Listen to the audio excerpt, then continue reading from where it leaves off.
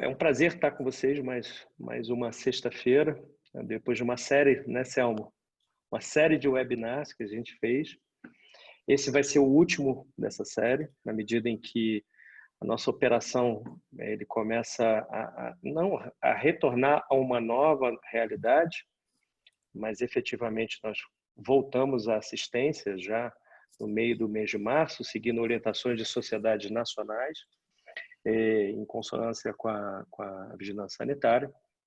Recentemente, na semana passada, houve mais uma nota de várias sociedades nacionais fazendo um update do que está acontecendo. Obviamente, a cautela e a preocupação com tudo que está acontecendo. A doença tem um caráter muito importante.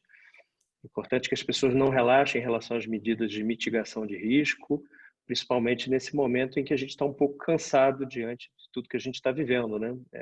É uma tendência nossa a relaxar, mas é importante que a gente se mantenha vigilante, mitigando e respeitando o distanciamento social. Então, na medida em que nossa operação ela tende a voltar, não à normalidade, porque não existe mais normalidade depois disso tudo, mas a uma nova normalidade, nós estamos nos preparando para assistir de uma forma muito mais cautelosa nossos pacientes, cuidar das pessoas, dos nossos colaboradores, pessoas que estão em volta de nós. Nos preparamos para isso, né, Selma? Nos preparamos profundamente para isso, para que a gente possa oferecer não só qualidade, mas segurança para os pacientes nessa jornada importantíssima. Então, esse é o último webinar que a gente vai fazer dessa série. E para coroar essa série, justamente no mês, que é o mês da conscientização da infertilidade, fertilidade que foi reconhecida como doença pela Organização Mundial de Saúde em 2009, ela tem um caráter muito importante quando a gente lida com o paciente oncológico. E quando a gente fala de paciente oncológico, o câncer de mama é o grande pivô, é a doença oncológica mais comum. Então, para discutir o tema sobre a importância disso, é fundamental que a gente integre opiniões. E antes de abrir, foi importante a gente conversar sobre, para nós é muito importante o entendimento da dificuldade da assistência dessa paciente pelo mastologista, pelo oncologista e o que a gente pode oferecer de solução. Então, o objetivo aqui é entender a dimensão da assistência a essa paciente, tentar conciliar dentro das opiniões da assistência a essa paciente, o que nós, como especialistas em medicina reprodutiva, podemos oferecer num caráter muito relevante em termos de esperança, na medida que a sobrevida só aumenta em pacientes com tratamento com câncer. Então, para iniciar essa nossa jornada de hoje, gostaria de convidar o Dr. José Bines, que é da Clínica São Vicente e do Instituto Nacional do Câncer. O Dr. Bines ano passado fez um evento na Clínica São Vicente, em que integrou multidisciplinarmente vários colegas. Foi um evento muito interessante, abordando toda a jornada da paciente no câncer de mama, desde a preservação até a concepção e tudo que envolve a segurança em relação ao procedimento. Zé, é um prazer ter você aqui. Gostaria de passar a palavra para você. Ótimo. Marcelo, muito obrigado. Boa tarde a todos. É um prazer estar aqui. Esse é um tema que me toca muito de perto, né, por lidar com pacientes com câncer de mama, e essa é uma questão importante. E, ao mesmo tempo, na minha trajetória dentro da especialidade, é um assunto que sempre me interessou e tem um fato interessante que assim, o primeiro artigo mais importante que eu publiquei, na verdade, foi uma revisão durante a minha residência, quando eu estava nos Estados Unidos, e justamente relacionado ao assunto, que era a influência de diversos esquemas de quimioterapia no câncer de mama e a preservação da fertilidade com um marcador intermediário, que seria a amenorreia. Ao longo do tempo, né, a gente vem fazendo alguma coisa nesse sentido também. Tem um estudo atualmente em andamento relacionado a isso no INCA. Então, é um prazer estar aqui e dividir com vocês. Então, eu vou compartilhar aqui a minha a minha apresentação e vou falar sobre o tema e, ao mesmo tempo, introduzir e tentar responder algumas perguntas que o Marcelo me colocou. Deixa eu só localizar aqui a minha...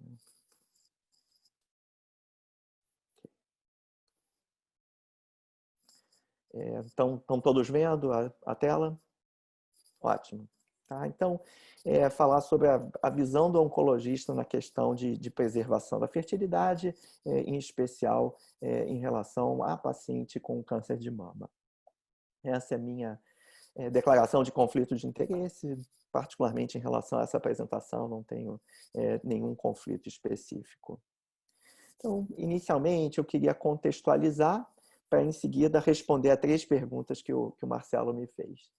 Então, o câncer de mama é o tumor mais comum entre as mulheres, e a gente tem aqui dados do Brasil e dados dos Estados Unidos. Então, segundo o INCA, a gente tem por volta de 60 mil novos casos estimados para o ano passado e para esse ano também.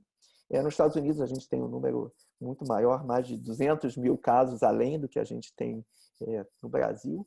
Mas um dado que eu queria chamar a atenção, que é interessante, é a população que diz respeito ao assunto, no caso de preservação da fertilidade, que são pacientes mais jovens, aqui representados grosseiramente pela idade abaixo de 50 anos. E a gente vê que esse percentual é muito distinto.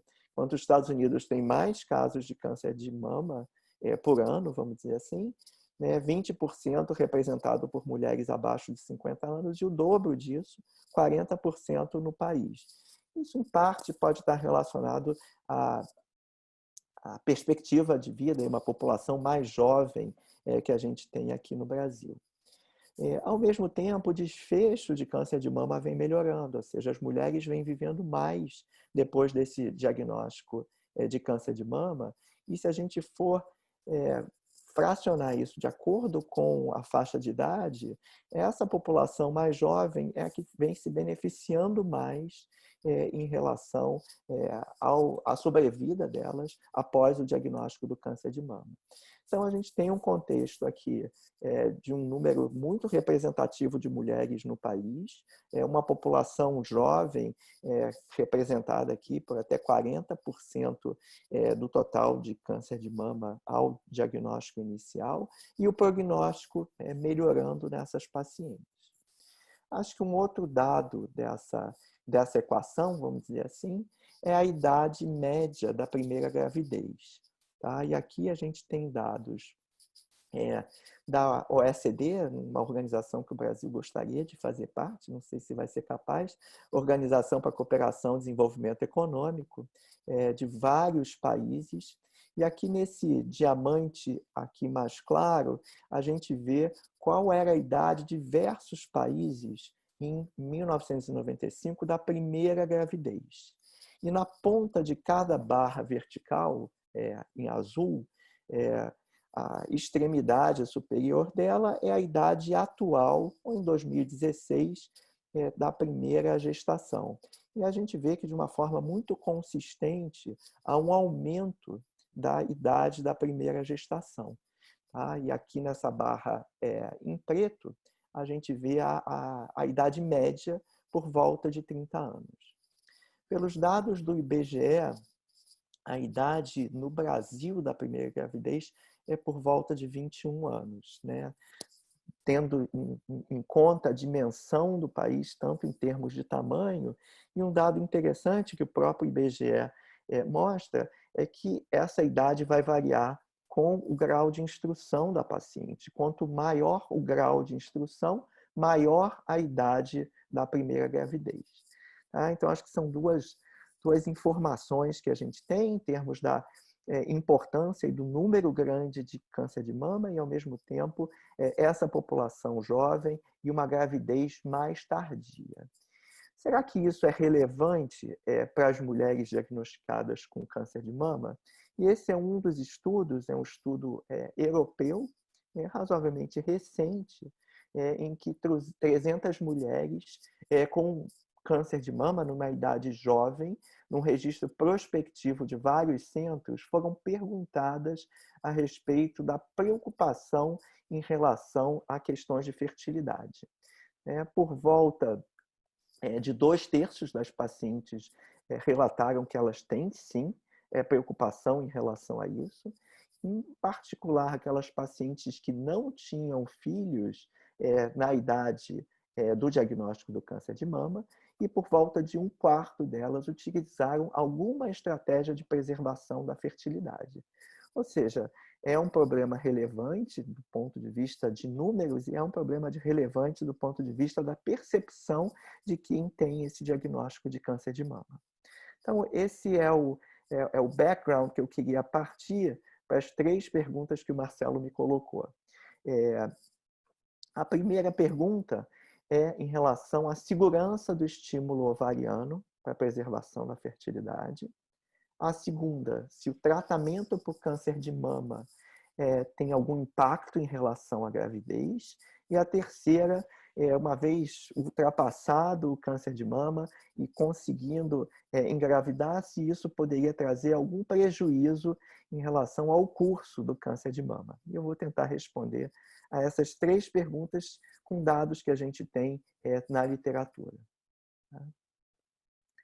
Então, esse é um de vários estudos que a gente encontra na literatura, é um estudo recente, é um estudo sueco, é um país que tem um banco e um registro de dados populacionais bastante importante, robusto, com um número grande de pacientes, ou seja, quase 200 pacientes com câncer de mama que utilizaram alguma forma de preservação da fertilidade e uma relação de mais ou menos 1/3 de controles. E o que a gente observa aqui na direita, né, essa curva, quando ajustada para o tamanho do tumor, a presença de receptor hormonal, linfonodos e quimioterapia, né, em azul são aquelas pacientes que utilizaram preservação da fertilidade, e aqui em vermelho e amarelo aquelas pacientes em azul aquelas que não utilizaram, e em vermelho e amarelo aquelas pacientes que utilizaram alguma estratégia hormonal ou não hormonal, e a gente vê aqui que não tem detrimento em relação ao curso do câncer de mama, a utilização ou não da preservação da fertilidade. Esse é apenas um dos estudos, a gente tem também uma meta-análise, tá, de vários estudos que faz essa mesma pergunta, se essa estimulação ovariana vai trazer algum prejuízo em relação ao comportamento do câncer de mama, e partindo direto para as conclusões do estudo, a gente verifica, em particular, né, são estudos heterogêneos, mas com a estratégia mais comumente empregada hoje, com a utilização do inibidor de aromatase letrozol, comparado com a não utilização de preservação da fertilidade, que não há nenhuma evidência de declínio da sobrevida livre de progressão nas pacientes que utilizaram. Mas eu acho que é importante a gente entender as limitações, e isso é ressaltado na própria meta-análise. A estratégia e os estudos utilizados são estudos observacionais, né? Isso é muito claro, né? É difícil a gente utilizar alguma plataforma em que essas pacientes venham ou não a ser randomizadas, né? Isso não vai acontecer. E eles não podem excluir, de alguma forma, que possa haver um pequeno efeito detrimental que os estudos não são capazes de capturar. Tá? Então, acho que para essa primeira pergunta, a gente tem que há, sim, evidência de segurança, embora um pequeno efeito detrimental não possa ser afastado. A segunda pergunta, e aqui a gente vai entrar um pouco mais na estratégia de tratamento que a gente vem fazendo para o câncer de mama, em especial para o câncer de mama inicial, que vão ser principalmente as pacientes com uma perspectiva de que não vão ter uma recidiva desse tumor né, em que a preservação da fertilidade e a continuação da vida delas vai ser importante nesse sentido. Tá? E aqui, então, a gente vai falar de estratégias do tratamento de câncer de mama que podem comprometer a fertilidade e o tratamento hormonal, em especial, que, de modo geral, tem pouco impacto, mas, pela sua duração, pode empurrar a paciente para fora do período reprodutivo. Então, aqui uma forma esquemática, né, da gente falar do tratamento, do que a gente faz, do que a gente propõe para as pacientes com câncer de mama inicial. Então, a cirurgia está aqui no meio, representada aqui em laranja. A gente tem a possibilidade de quimioterapia antes e ou depois da cirurgia, e a gente chama de quimioterapia neoadjuvante, aquela quimioterapia antes, quimioterapia adjuvante, aquela quimioterapia depois. Algumas pacientes vão ter indicação de radioterapia também, mas isso não vai influenciar a nossa questão aqui de discussão em relação à fertilidade, uma vez que é um tratamento localizado na mama, eventualmente nas cadeias de drenagem. E embaixo, a hormonioterapia representada por uma duração mais longa, que a gente vai falar um pouco também a respeito. Então, esse é o artigo que eu mencionei para vocês. O artigo já tem bastante tempo nesse momento, mas eu acho que continua com conclusões válidas. Os fatores que influenciam a taxa de amenorreia após quimioterapia, a gente entendendo como um marcador não perfeito, mas facilmente reconhecível e pesquisado como um marcador de fertilidade. Então, a idade da paciente é bastante importante, a utilização de qual quimioterapia vai ser empregada e a dose dessa quimioterapia. Eu acho que isso é bastante exemplificado em estudos clínicos. Esse é um dos estudos clínicos importantes em câncer de mama inicial. E, sem entrar nos detalhes, aqui cada cor representa um esquema de quimioterapia diferente, e a gente pode observar a diferença entre as curvas, aqui corroborando que esquemas distintos de quimioterapia vão ter resultados diferentes em relação à amenorreia, e principalmente essa separação entre B e C, que são curvas daquelas pacientes com menos de 40 anos e mais de 40 anos. Fica muito evidente que, independente do esquema de quimioterapia que a gente esteja utilizando, aquelas pacientes com mais de 40 anos vão ter uma duração de amenorreia mais longa e muitas das vezes definitiva, como está aqui demonstrado, enquanto aquelas pacientes com menos de 40 anos têm uma chance maior de, apesar de receber quimioterapia, terem uma preservação da função ovariana. Existem algumas formas da gente estimar isso, e essa é apenas uma delas, em que a gente coloca aqui a idade e a probabilidade de menopausa 1 ano após o diagnóstico, e aqui os players que vão influenciar nesses resultados, principalmente a quimioterapia, representada aqui por um X, que a gente observa muito claramente o maior efeito, maior probabilidade de induzir a menopausa, né, nessas pacientes que recebem a quimioterapia, e uma clara ascensão dessa curva conforme a idade vai aumentando. Então, só para exemplificar aqui, numa paciente de 40 anos que venha receber quimioterapia após um câncer de mama inicial, a gente tem por volta de 40%, um pouco mais de 40% de chance de 1 ano após esse tratamento ela não ter retorno da menstruação.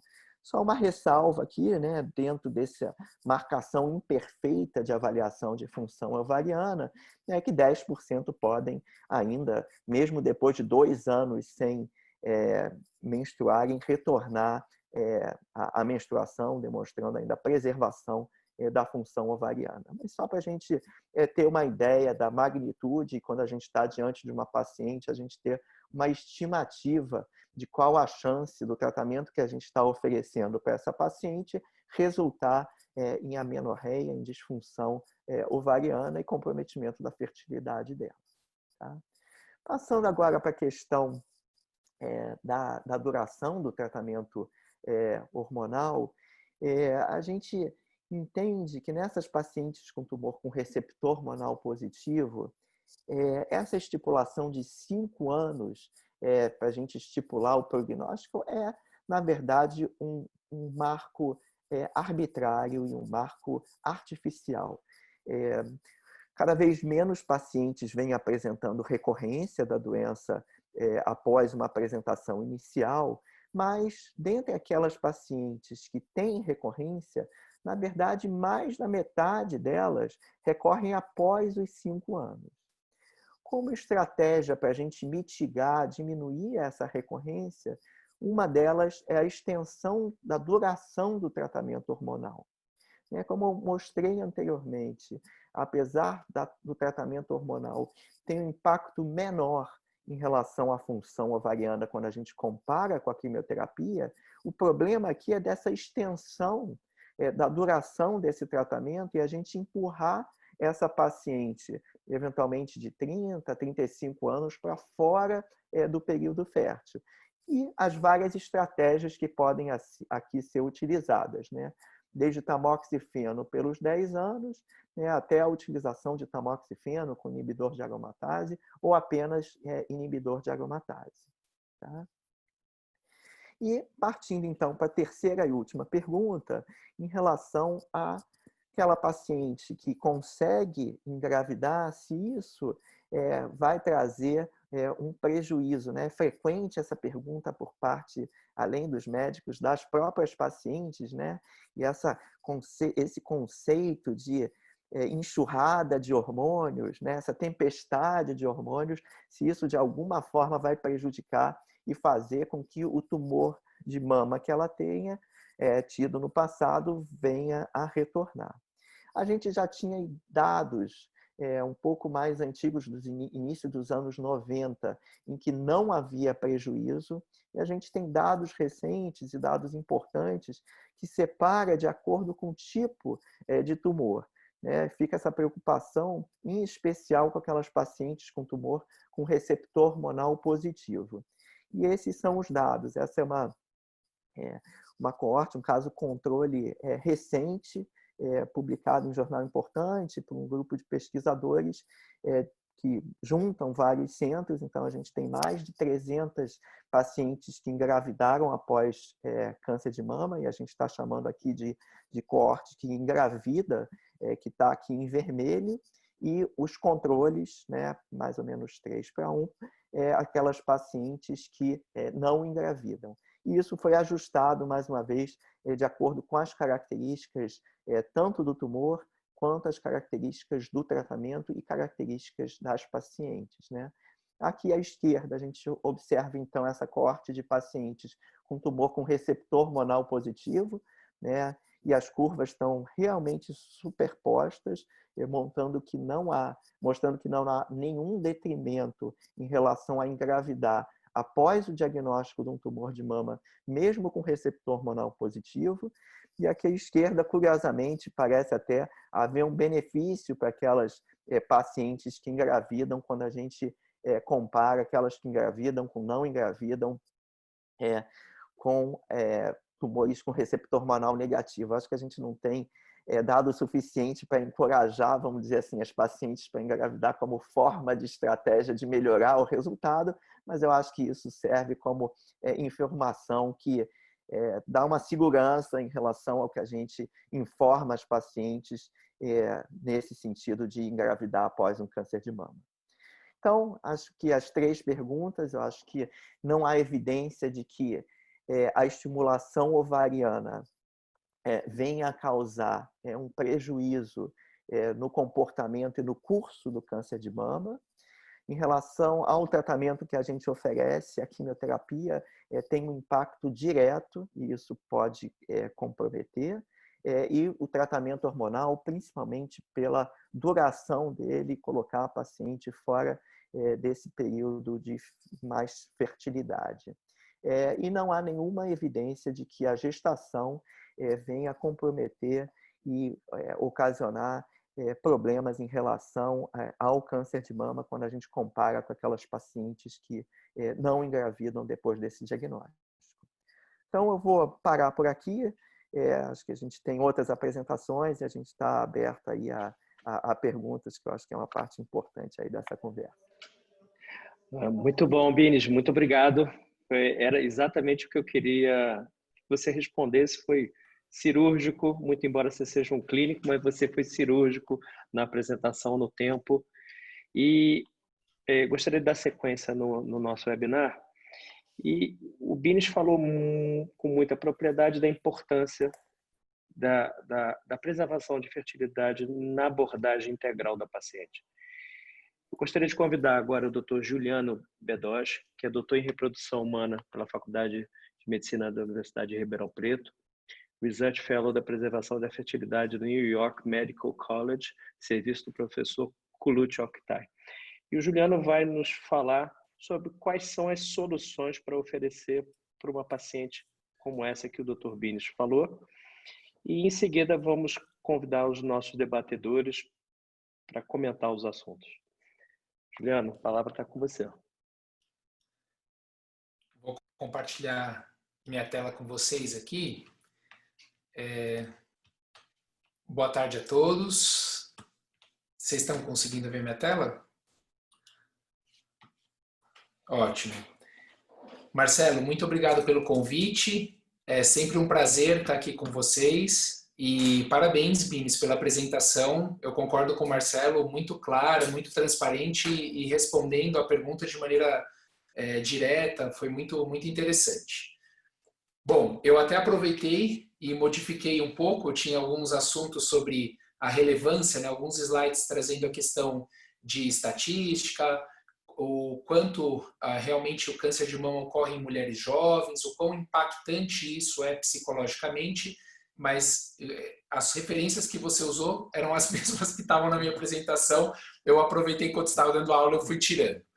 E realmente esse assunto ele é tão importante para as pacientes que são diagnosticadas com câncer de mama, que as grandes entidades no mundo, eles resolveram se posicionar em relação a isso. Então, o primeiro guideline que eu tenho conhecimento sobre preservação de fertilidade em paciente diagnosticada com câncer foi publicado pela Sociedade Americana de Oncologia Clínica em 2006.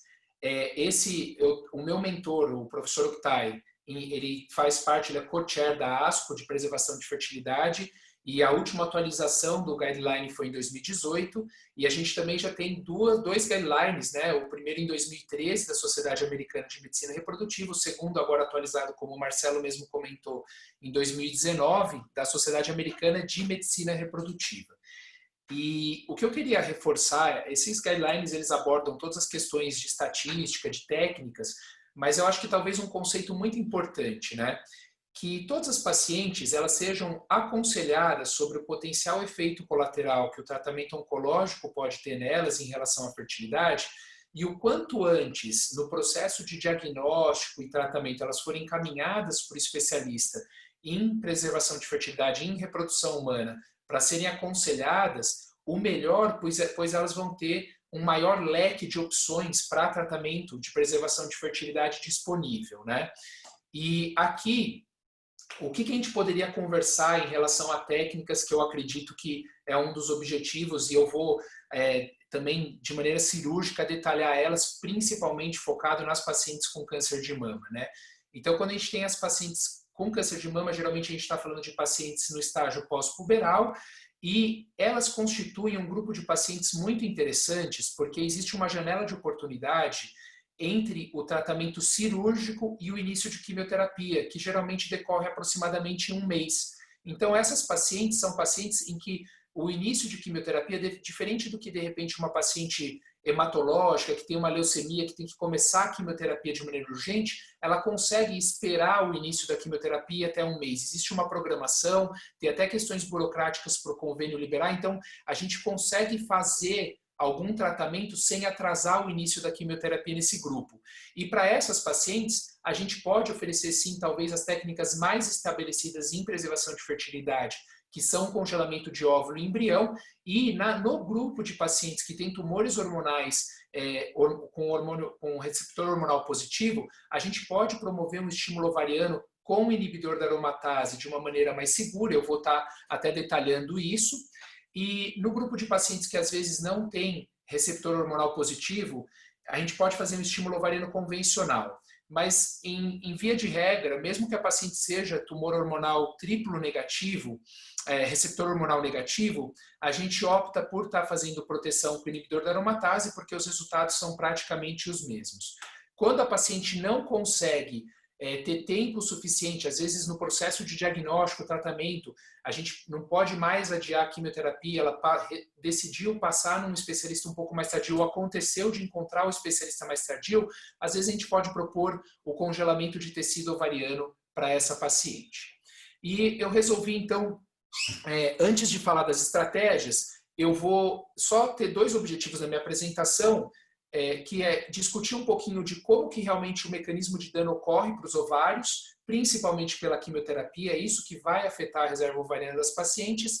O impacto que o Bines, ele já comentou, a questão da idade e no risco de amenorreia, mas eu vou entrar num detalhe um pouquinho mais da parte do ponto de vista reprodutivo do especialista em reprodução e a questão das estratégias. Então, em relação aos mecanismos de danos, vale lembrar que quando a gente está pensando em impacto na fertilidade, a gente não está pensando nos folículos que estão em estágio avançado de desenvolvimento dessas pacientes. Por exemplo, a paciente foi diagnosticada com gravidez ectópica e você, discutindo conduta, opta por fazer um tratamento com metotrexate, que é um quimioterápico para essa paciente. Para tratamento, então, você não vai operar, não vai retirar a trompa, vai fazer o tratamento medicamentoso. Nesse grupo de pacientes, a gente não fala para elas do impacto na fertilidade. Por quê? O impacto do metotrexate nesses folículos primordiais, que são os folículos dormentes, que realmente constituem a reserva ovariana verdadeira da paciente, ele é mínimo. O que acontece, o metotrexate, ele age nos folículos que estão em estágio mais avançado de desenvolvimento. E isso, praticamente, quase todos os quimioterápicos agem. Quando a gente pensa na paciente com câncer de mama, o impacto ocorre, a quimioterapia danifica esses folículos que estão em estágio dormente, que são a base da reserva ovariana. E por isso que, infelizmente, algumas vão entrar em amenorreia, em falência ovariana após a quimioterapia. E o que é interessante com a questão da idade, como o Bines mesmo reforçou, é que a mulher, ela não nasce com um número infinito de óvulos no ovário. Não existem células que ficam renovando essa quantidade de óvulos. Então, esse estudo publicado por Wallace em 2010 foi muito bacana, foi um estudo de autópsia, e ele avaliou 325 mulheres, as pacientes que morreram por determinadas causas. Então, por exemplo, uma paciente aqui com 25 anos que faleceu num acidente de carro, no estudo de autópsia e necrópsia, fazia o corte do ovário e contava quantos folículos a gente tinha.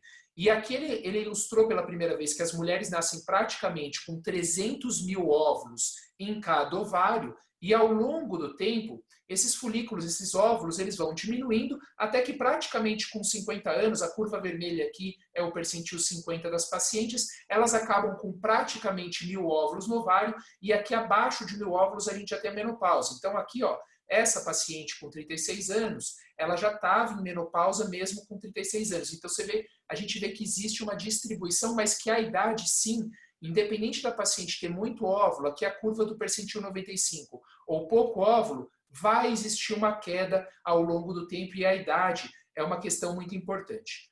Quando a gente está falando em quimioterapia, o que a gente está falando para essas pacientes? Que, infelizmente, ela está aqui, por exemplo, às vezes ela tem 25 anos, vamos colocar 30 anos, e ela está no percentil 50, ou seja, ela está com mais ou menos algo em torno de 50 mil óvulos, e a quimioterapia vai afetar esses óvulos que estão em estágio dormente, e abruptamente essa paciente vai ter uma redução importante. De repente ela cai aqui para a curva do percentil 5, e ela acaba a quimioterapia com mais ou menos uns 5 mil óvulos. E de repente essa paciente pode, então, ter aí o ponto de vista fértil, né, reprodutivo, comprometido por uma redução muito abrupta da reserva ovariana, né? E existem teorias sobre como que a quimioterapia afeta a reserva ovariana das pacientes que vão fazer quimioterapia, E eu trouxe essa que aqui existem mais publicações, a mais acreditada, existem outras de queimar mais folículos. A quimioterapia ela acaba destruindo os folículos mais avançados e como se os dormentes acordassem mais rápido.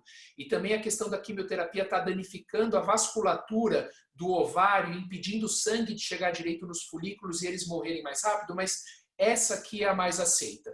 Então, a quimioterapia, que realmente é gonadotóxica, ela vai afetar os folículos dormentes que estão em estágio inicial de desenvolvimento, e o dano que a quimioterapia causa nesse folículo, talvez é o dano genético mais importante que uma célula pode sofrer, é a quebra da dupla fita de DNA.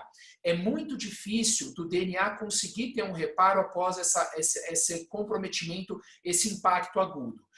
O fato é que vai existir uma ativação de via.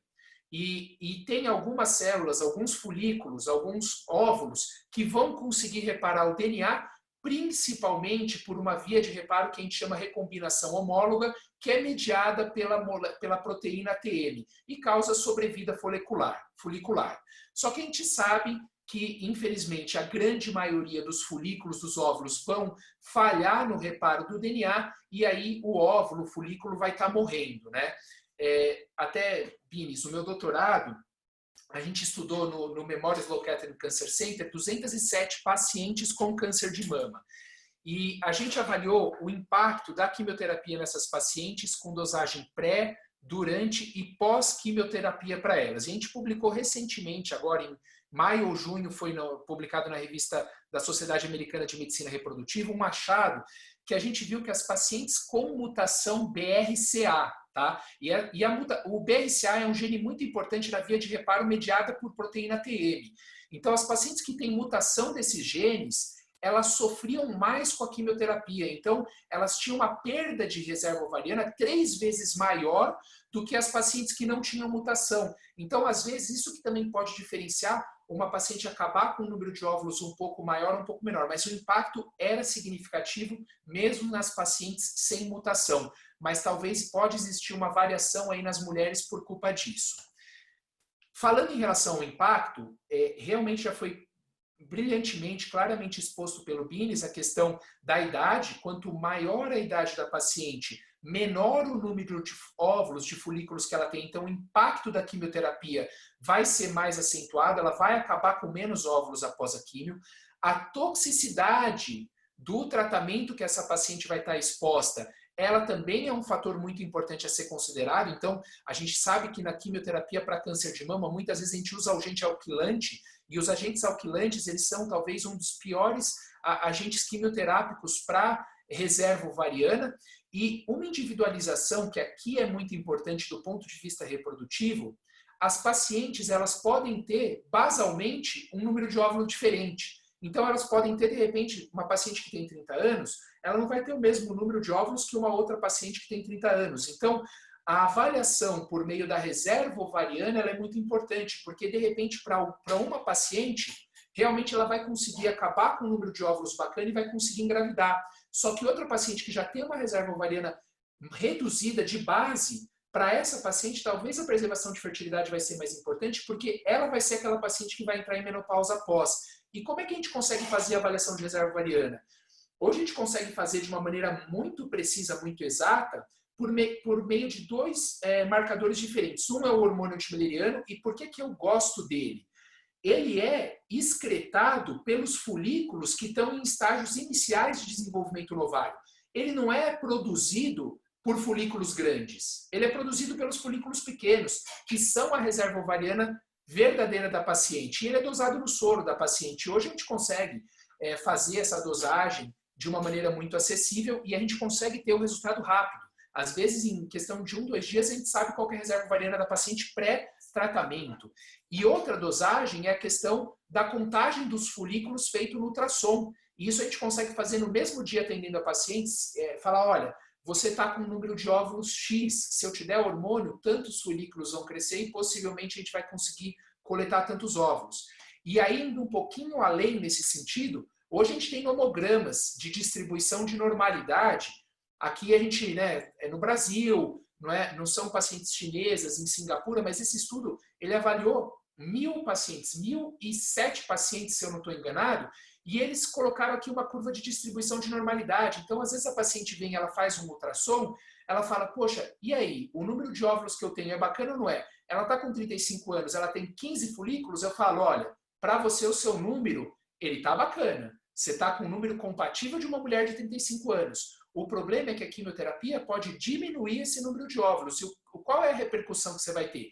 E se por acaso uma paciente vem com 35 anos aqui, já com 6 folículos, opa, você já está no basal. Se eu atendo 100 mulheres com 35 anos, 90 vão ter mais óvulo que você. Você já está com uma reserva ovariana comprometida. Então, talvez a quimioterapia para você pode ter um impacto um pouco mais importante. E então, isso é uma avaliação que é muito bacana, a gente consegue fazer rápido na paciente e até mesmo para fins de aconselhamento, a gente consegue ter essa resposta até com ultrassom de uma maneira muito bacana. A gente erra ali, vai, 20%, 80% das vezes a gente acerta, e se a gente somar o antimileriano dosado no sangue com ultrassom, a gente tem um poder de fogo de mais de 90% de acerto. Então, o valor preditivo positivo desses testes combinados é muito bom para orientar as pacientes. Em relação a essas estratégias, para congelamento de óvulo ou embrião, pensando no cenário da paciente com câncer de mama, o que a gente pensa para a paciente? Num cenário normal, a paciente menstruou, todos os folículos estão homogêneos, estão pequenos. O que acontece? Se a gente não dá hormônio para essas pacientes, somente um folículo cresce e ela ovula de um óvulo. Só que a nossa ideia, para conseguir oferecer um tratamento bacana para essa paciente, é coletar bastante óvulo, ou de repente para congelamento de óvulo, ou para congelamento de embrião. Então a gente tem que fazer um tratamento nesse ovário, onde ele consiga fazer todos esses folículos desenvolverem para a gente coletar óvulo. E aqui, então, a gente tem protocolos de estímulo ovariano e a gente precisa de tempo para isso. Então, a gente precisa usar os mesmos hormônios que o cérebro manda para o ovário, que são as gonadotrofinas, e, infelizmente, a gente precisa ter aqui mais ou menos uns 10, 12 dias de estímulo ovariano, porque esses folículos, eles têm que crescer, eles têm que desenvolver para a gente conseguir pegar óvulos em estágio de divisão genética adequado para o congelamento ou para a fertilização por espermatozoide. Porque senão esses óvulos não têm grande valia para a gente. Então a gente precisa desse tempo. O que era muito complicado antigamente? A paciente, principalmente no público de pacientes diagnosticadas com câncer. Às vezes a paciente vinha, o quê? Putz, você ia fazer ultrassom, ela tinha acabado de ovular. Se você fosse esperar a menstruação vir, para daí começar o estímulo ovariano e coletar óvulo, você tinha que esperar mais 2 semanas para a menstruação vir, menstruou, mais 10 a 12 dias de hormônio para daqui 2 dias coletar óvulo, quer dizer, de repente já demorava 1 mês. E dependendo do cenário da paciente, isso ia prejudicar o prognóstico oncológico dela. E o que as pesquisas começaram a desenvolver e tudo começou no cenário das pacientes oncológicas. Eu não trouxe aqui, e eu nem sei se de repente o Marcelo, o Selmo e a Marina têm conhecimento, o Eduardo tem conhecimento disso, gente. Mas o que me motivou a ir para a área da preservação de fertilidade, a primeira publicação científica que eu tenho é sobre estímulo ovariano em fase randômica. Randômica é assim, a gente não esperou a menstruação da paciente começar. A gente estimulou a paciente na fase pós-ovulatória. E isso foi em 2010 que a gente publicou, e até então só existia um grupo da Alemanha, em 2009, que tinha publicado 7 casos de estímulo ovariano em fase randômica, em fase aleatória, em pacientes oncológicas. E eu era um R2 de ginecologia e obstetrícia, eu tive contato com isso, eu falei, cara, essa área é muito bacana. A gente possibilitar isso para essas pacientes, isso é diferente, isso aqui é muito legal. E até a paciente com câncer de mama, que uma era com linfoma Hodgkin e a outra com câncer de mama. Quando eu fui procurar o prontuário dela para fazer o levantamento e relatar os casos dessas pacientes, a paciente estava internada fazendo quimioterapia. Eu fui conversar com ela para ver, olha, a gente vai publicar, não sei o que, ela falou, poxa, que legal. E foi uma experiência tão positiva que eu resolvi decidir toda a minha carreira científica para essa parte de preservação de fertilidade. E olha que interessante, essas pacientes, antes a gente acreditava que a gente só tinha uma oportunidade de estimular elas. Quando menstrua, estimula, cresce os folículos, a gente dispara a ovulação, colhe os óvulos, mas se a gente quiser fazer um segundo estímulo, a gente tem que esperar o corpo lúteo morrer para ela menstruar de novo e a gente começar a estimular. as pacientes que a gente estimulou em 2010, o que a gente fazia? A gente dava um hormônio para quimicamente quebrar o corpo lúteo, porque a gente queria fazer uma luteólise, queria que o corpo lúteo morresse para essa paciente menstruar mais rápido e começar o estímulo antes. Hoje a gente sabe que a gente nem precisa fazer isso. Por quê? Existem ondas de crescimento, de desenvolvimento de folículo em vários momentos do ciclo menstrual. Então a gente tem, às vezes tem mulheres que têm 2 ondas de crescimento folicular e tem paciente que tem 3 ondas. Então em qualquer momento a gente pode dar hormônio para essa paciente e estimular. E em vez de às vezes demorar 10 dias, vai demorar 11, 12, mas assim, a gente não precisa esperar 14 dias para começar. Isso é uma coisa muito legal. E aqui a gente tem o CACMAC em 2015, ele mostrou, ó, estímulo ovariano convencional com a paciente menstruada, ou fazer o luteal halt, né? Você promover a luteólise, você fazer o corpo lúteo morrer por meio de antagonista do GnRH. Hoje em dia não precisa fazer mais isso. Você pode simplesmente começar o estímulo na fase lútea, na fase pós-ovulatória, sem ter atraso. Ou às vezes até se a paciente está com um folículo crescente, você não precisa esperar ela ovular para começar, você já começa no próprio dia. Então ele mostrou aqui diversos cenários e no trabalho que eles publicaram em 2015, eles mostram que não tem diferença em relação ao crescimento dos folículos, número de óvulos coletados, número de óvulos congelados, ou se foi fertilizado para congelar embrião, a gente não tem diferença estatística se o estímulo é no começo do ciclo, se é na fase pós-ovulatória, se é na fase de desenvolvimento folicular mais tardia, né? Então, isso eu acredito que principalmente no cenário das pacientes oncológicas e para paciente com câncer de mama é uma coisa muito interessante. A gente tem que ser rápido.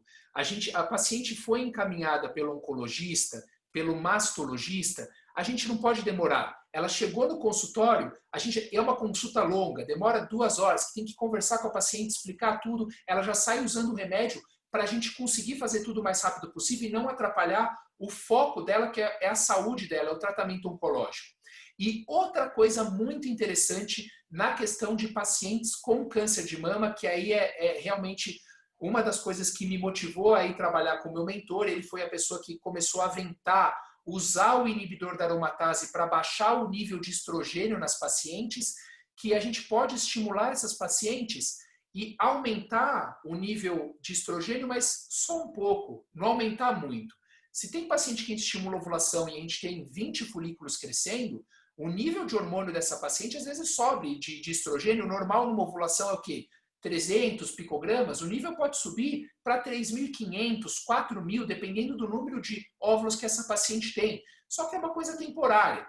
Na paciente com câncer de mama, a gente tem esse medo. A gente não quer que o tumor cresça. Ah, mas ela já fez a cirurgia. Tudo bem, mas é bom não mexer com hormônio. E quando a gente usa o letrozol com a folitropina, que é a gonadotrofina, e aqui a gente comparou com as pacientes que tinham linfoma, que congelou óvulo ou embrião por outro motivo, olha que interessante o nível de estrogênio quando a gente usava o inibidor da aromatase.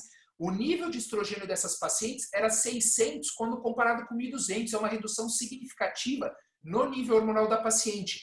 E quando a gente comparou as pacientes com câncer de mama com pacientes de outros tipos de câncer que não usavam letrozol, o número de óvulos dessas pacientes era maior. Então você vê que tinha mais óvulo com um nível de estrogênio menor. Então quando você usa o inibidor da aromatase, você traz ali um benefício para a paciente de manter o nível de estrogênio baixo, principalmente nas pacientes com tumor com receptor hormonal positivo. Em relação ao congelamento de tecido ovariano, como o Marcelo comentou mesmo, é uma técnica estabelecida de preservação da fertilidade no cenário oncológico. Para pacientes, por exemplo, olha, eu estou solteira, eu estou com 35 anos, eu estou pensando em, de repente, congelar óvulos, oferecer congelamento de tecido ovariano ainda é muito prematuro, mas no cenário oncológico, a Sociedade Americana de Medicina Reprodutiva já considera técnica estabelecida. E no cenário da paciente com câncer de mama, eu acho que das grandes indicações a gente tem 2. Urgência do tratamento, porque, infelizmente, às vezes a paciente ela vai ser encaminhada para o especialista em reprodução quando ela passou com o oncologista. E aí já perdeu o timing. O ideal era lá no momento do diagnóstico, talvez o ginecologista que diagnosticou já falar, olha, vai procurar o mastologista, ou tem que procurar o oncologista e tem que procurar o especialista em reprodução, principalmente se é uma paciente em idade reprodutiva. Mas às vezes a gente vê um cenário que a gente está com urgência, a gente não tem esses 12, 13 dias para coletar óvulo. Então, o que a gente pode fazer é congelar o tecido ovariano. E tem realmente assim a questão do tumor hormonal positivo.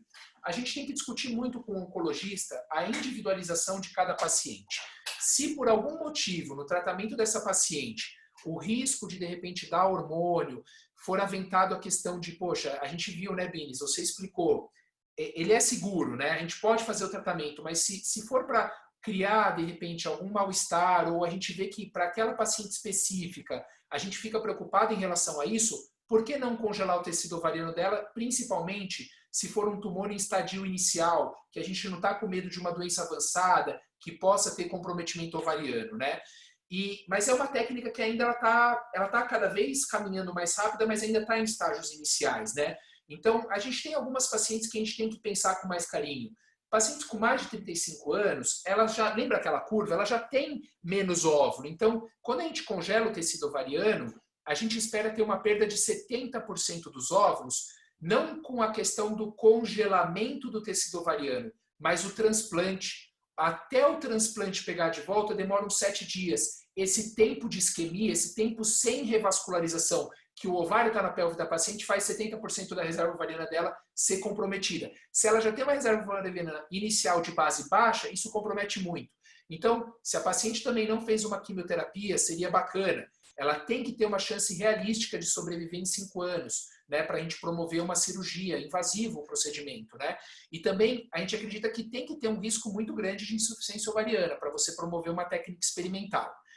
E aqui a gente tem que discutir, vale a pena tirar só um pedaço do ovário ou de repente fazer a oforectomia? Se o risco de amenorreia, se o risco de ter um comprometimento de reserva ovariana for muito grande, vamos tirar o ovário inteiro para poder congelar vários fragmentos de tecido ovariano e preservar a fertilidade da paciente. Às vezes, se o risco não é tão grande, congela só parte do tecido ovariano. E o que a gente está interessado em congelar não é o ovário inteiro, não é pegar o ovário e congelar. A gente corta o córtex do ovário. Então, a gente tira a capinha do ovário, que é aqui que estão os óvulos. Os óvulos estão localizados em 1 milímetro de superfície do ovário. Então, quando a gente pega o ovário, a gente corta, faz os fragmentos. Essa imagem de um tecido ovariano, na época que eu estava fazendo meu fellow, que a gente congelou, lá tinha um protocolo de pesquisa, toda paciente doadora de órgão abaixo de 40 anos, no estado de Nova York, que morria, o ovário vinha para o laboratório, eles ligavam para a gente para perguntar se a gente tinha interesse e a gente congelava. Então aqui é como fica o aspecto final, você vê que praticamente quase o tecido fica pardo, que você tem que tirar todos os vasos, todo o estroma, para daí congelar, você tem que congelar só os óvulos mesmo, né? Só a camadinha que contém os óvulos. E aqui uma amiga minha, Fernanda, que também depois que eu voltei dos Estados Unidos, ela ficou na minha posição lá depois. Em 2017 ela fez uma revisão sistemática e meta-análise. É uma técnica que já possibilitou o nascimento de, em 2017, 84 bebês, mas eu já consigo garantir que está quase em 200. Tá? Então a gente tem bastante recém-nascido por meio dessa técnica. E em relação a análogos do GNRH, eu poderia conversar aproximadamente 30 minutos, 1 hora fácil do análogo do GNRH. E eu vou confessar aqui o meu conflito de interesse. Eu sou enviesado, tá? O meu mentor, ele é completamente contra.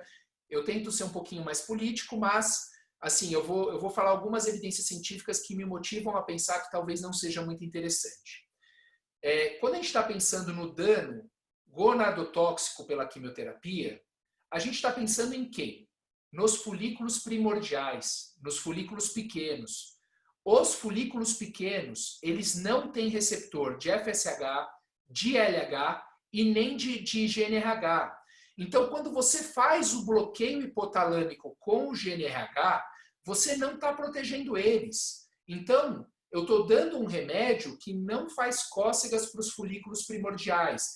Quem que ele bloqueia? Ele bloqueia os folículos em estágio avançado. A gente faz uma menopausa química, a paciente não ovula mais, porque não permite o crescimento. Mas os folículos primordiais, que são a reserva ovariana verdadeira, eles não têm receptor para o agonista do GNRH. Então, dá ou não dá, não muda. Segundo, os agonistas do GNRH, eles não bloqueiam, eles não protegem o folículo contra o dano quimioterápico, a quebra da dupla fita do DNA. O que acontece? Existem algumas substâncias que a gente está pesquisando, por exemplo, o sphingosine 1-phosphate, o S1P. Ele é um remédio que, quando você dá para a paciente que vai fazer quimioterapia, você protege o ovário dela contra a quebra da dupla fita do DNA. Então, isso é uma coisa muito interessante para essas pacientes. E parece que não atrapalha a ação da quimioterapia, que não adianta você dar um remédio que protege o ovário e atrapalha a quimio. Então, talvez a gente tenha um futuro legal, uma proteção medicamentosa para as pacientes durante a quimioterapia, mas a gente ainda está em estudo inicial. O que eu tenho de legal no S1P e também nos parecidos dele, eles estão tendo liberação de protocolo em paciente com esclerose múltipla. E talvez aí, se a gente tiver autorização do FDA e de repente futuramente da Anvisa para uso desses medicamentos, vai ser mais fácil a gente testar essas substâncias em pacientes que vão fazer quimioterapia, que não querem congelar óvulo, não querem fazer nada, porque de repente a gente vai conseguir ver se protege ou mesmo não o ovário. E outra crítica aí é uma questão que você mesmo levantou, Binis, a questão do, puxa, a gente fez avaliação em amenorreia, e a gente tem que fazer a avaliação com o que a gente tiver de dados, né? E eu acho que isso é muito importante. No meu doutorado, a gente avaliou a menstruação da paciente. É um dado importante, a gente tem que considerar, e eu sei que para vocês, do ponto de vista oncológico, até mesmo se a paciente entrou em menorreia ou não, seria um alvo terapêutico, né? Então, é uma coisa que até muda, às vezes, a conduta em relação ao suporte hormonal. Talvez me corrijam se eu estiver errado em relação a isso, mas o ideal seria a gente ter um exame igual ao espermograma, né? Porque o espermograma ele fala quantos espermatozoides tem. O homem faz quimioterapia, compromete a função espermática dele. Aí você fala, não vou usar o agonista dele porque eu vejo que diminui o número de espermatozoide. Na mulher, se você tem esse número mágico e você vê o quanto que impacta, isso é muito interessante. E qual que é o número mágico? O hormônio antimileriano, a contagem de folículo antral. Então, fazer um teste de reserva ovariana para ver o impacto em redução de número de folículos que estão em estágio de desenvolvimento inicial seria perfeito. Mas assim, é controverso. E de coração, eu acho que a gente tem que fazer tudo pelo bem das pacientes. Então, tem paciente que às vezes não vai ter oportunidade. Eu estava conversando com os hematologistas, eles falaram, Gil, mas e se for uma leucemia aguda, que não dá para fazer nada? Vamos bloquear. Faz o Zoladex, não tem o que fazer. Mas tem que tomar cuidado. Principalmente na paciente que veio para a gente para congelar óvulo, congelar embrião. Essa paciente está hiperestimulada. Se ela sai do serviço de reprodução humana, vai para o serviço oncológico e aplica um Zoladex, que é uma dose de depósito, essa paciente pode fazer um flare-up e ela pode ter uma síndrome de hiperestímulo ovariano muito crítica. Então, o que eu acho legal, e assim, aí eu vou fazer um elogio ao Marcelo, que ele já são 5 anos que a gente está junto nessa parceria de divulgar a preservação de fertilidade. Eu acho que tem que estar muito afinado. O oncologista, o mastologista, o especialista em reprodução, todo mundo com o mesmo objetivo. O que a gente quer? A gente quer ajudar a paciente. Como dá para ajudar? Gil, não vai dar, o prognóstico dela é ruim e tal. Tudo bem. É só aconselhamento? Vamos aconselhar, vamos falar que de repente num futuro a gente consegue fazer, se ela quiser engravidar, tem técnica, a gente pode usar óvulos doados. Se de repente a condição clínica dela não for boa para uma gravidez, a gente pode usar o útero de substituição. Não, dá para fazer tratamento? Vamos tentar fazer isso, vamos fazer aquilo. Olha, individualmente, para essa paciente que tem menos óvulo, eu acho muito interessante fazer o congelamento. Ah, não, para essa, talvez dê para não fazer. Então, eu acho que talvez isso seja a coisa mais importante que a gente está fazendo aqui hoje, que é deixar as coisas afinadas entre a gente. Que quem vai se beneficiar disso tudo é a paciente. Isso que é a minha paixão, né? O meu drive, que me motiva. Juliano, como eu sempre falo, é impressionante a fluidez como você fala do tema. E Juliano, falando um pouco do evento que eu gostei muito do evento que o Binis fez ano passado, foi assim,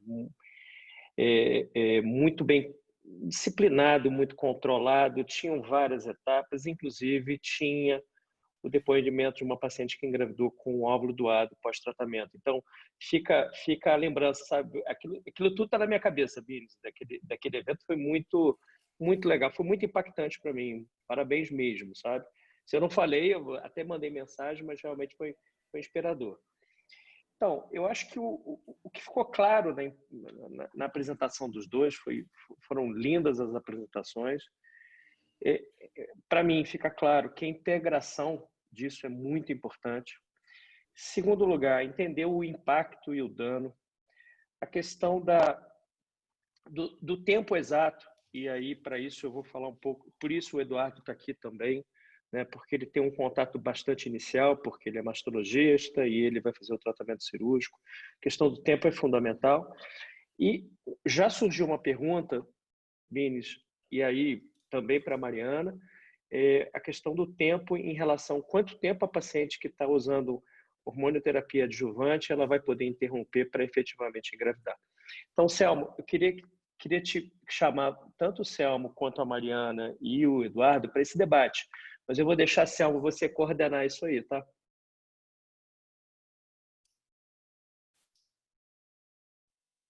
Eu coordeno e não faço pergunta?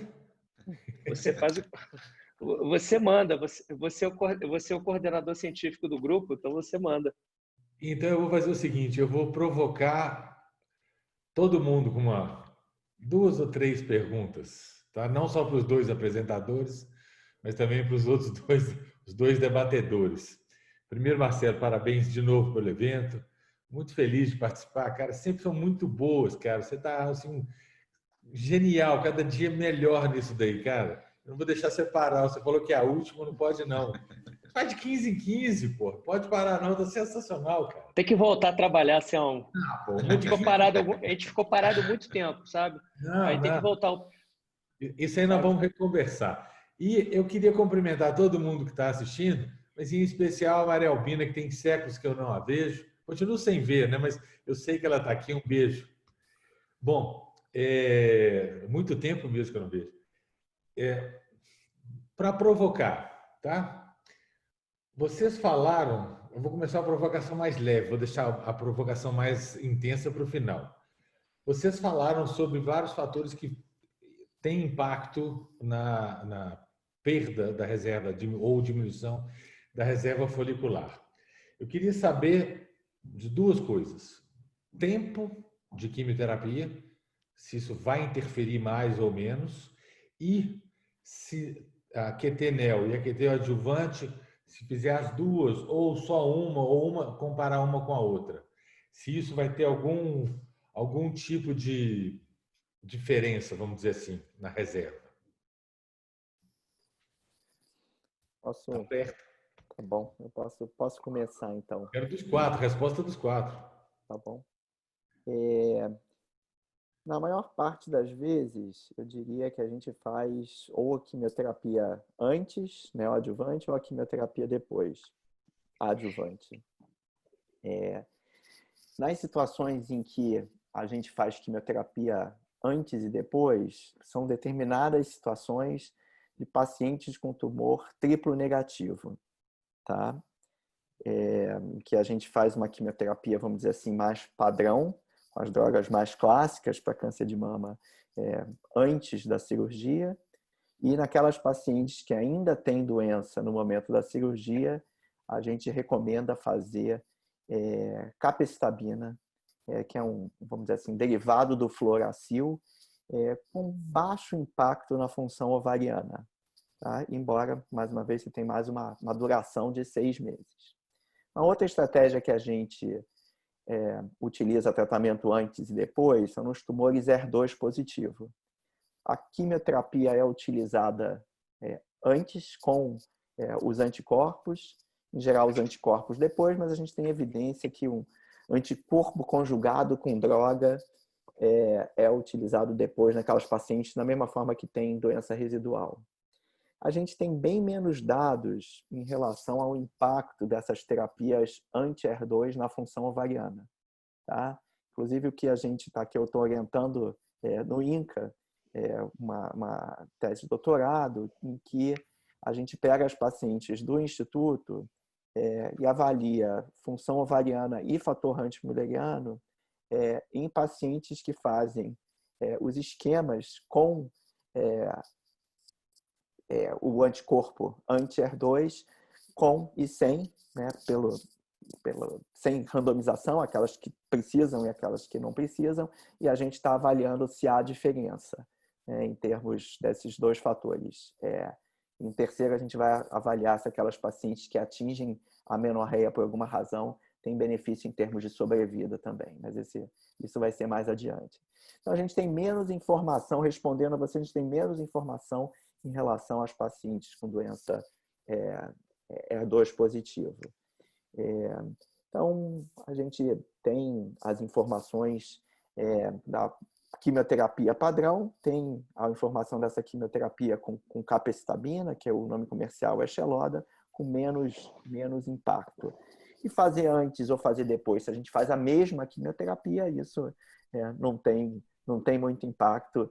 A diferença de tempo aqui, muito pouco comprometimento em função vamos dizer assim, que avançou que não parou nesse período, que eu costumo falar para os pacientes, é o tempo, né?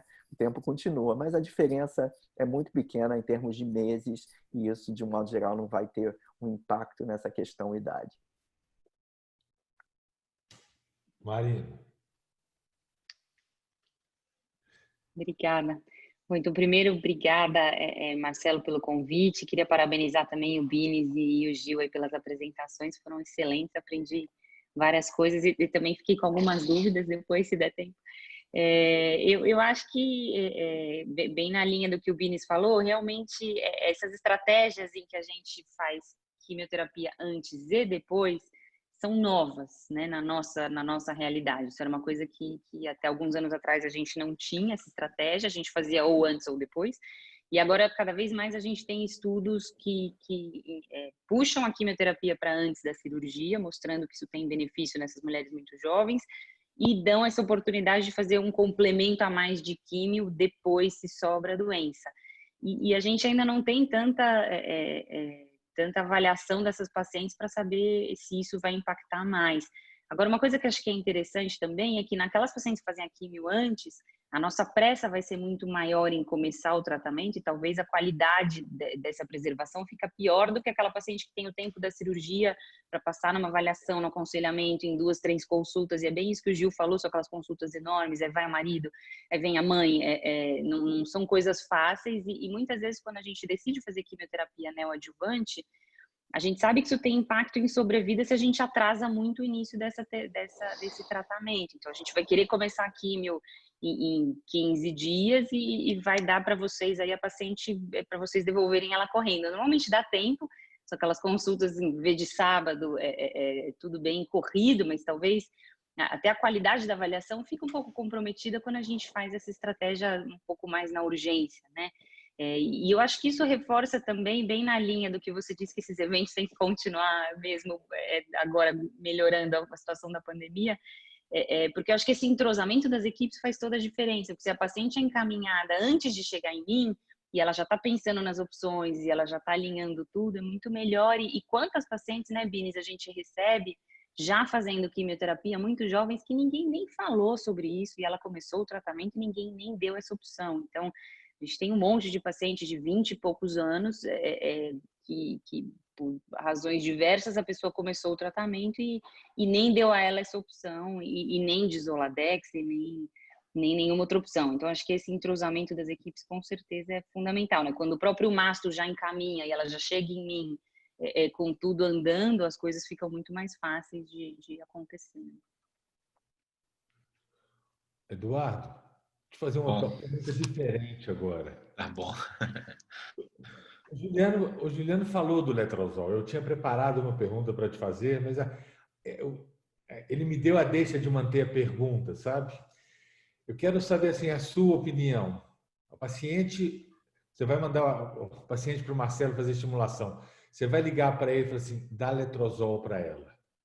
Isso que eu quero saber. Você vai falar para dar em todos, porque não tem ainda. O Juliano falou. Indicação não. Bom, eu vou deixar você falar. O Eduardo, pode mandar que eu obedeço, tá? Pode ficar tranquilo, tá? Dá letrozol. Bom, obrigado pela oportunidade de estar com vocês, esse time super legal, Marcelo, Selmo, Marina, Juliano e o Bines. A Marina falou para mim uma palavra-chave que talvez defina o nosso evento, que chama entrosamento, né? A questão de, eu acho que você tem que ter uma equipe afinada e não cabe.